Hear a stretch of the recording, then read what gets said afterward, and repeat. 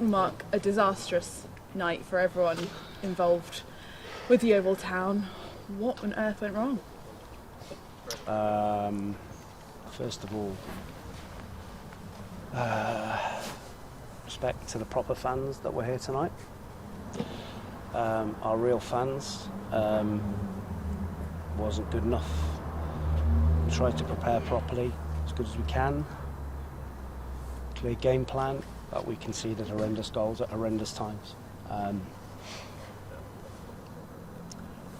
Everybody knows where we're lacking and what we're lacking and why we're lacking it. And I will take responsibility because I'm the manager. I pick the team. I select the tactics. But everybody knows, can see where we're lacking. And on that, you wanted more attacking players, you needed goals. Do you feel like you've been let down in terms of what you wanted? Did you have players in mind that you could have brought in and weren't able to? Well, I think I've been promoted out of this league as a manager, and I think I know what a National League or a good National League player looks like.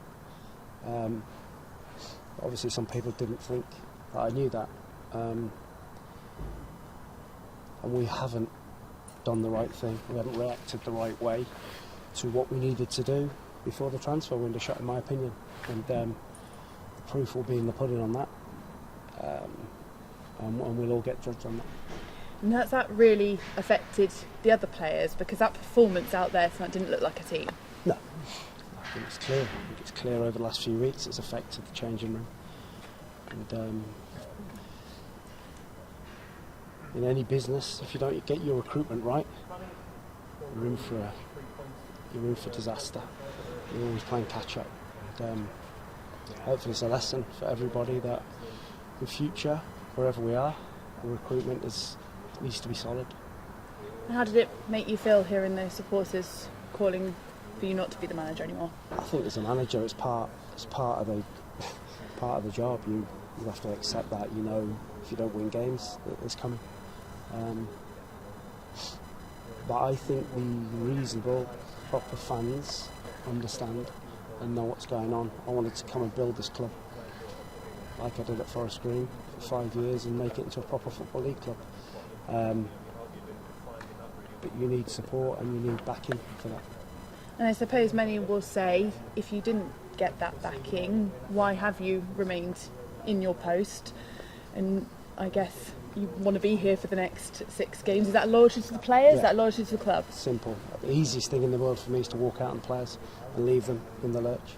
The easiest thing. But in my jobs, I've been pretty loyal. I was at Forest Green for 5 years. So there's no way I was going to walk out on the players. Probably should have done after the Eastleigh game. But I know that we have a couple of fighters in the changing room. And we've got to try and regroup and go again. And you saw the reaction of the players at full time going straight over to the supporters. Those certain characters, they could be the difference, couldn't they? They could. They can't do it on their own. And you mentioned there that it is affecting the dressing room. How do you deal with that as the manager, talking to them after a performance like that? Yes, words are irrelevant now. It's about quality. It's about character, it's about quality. Sometimes saying nothing says 1,000 words.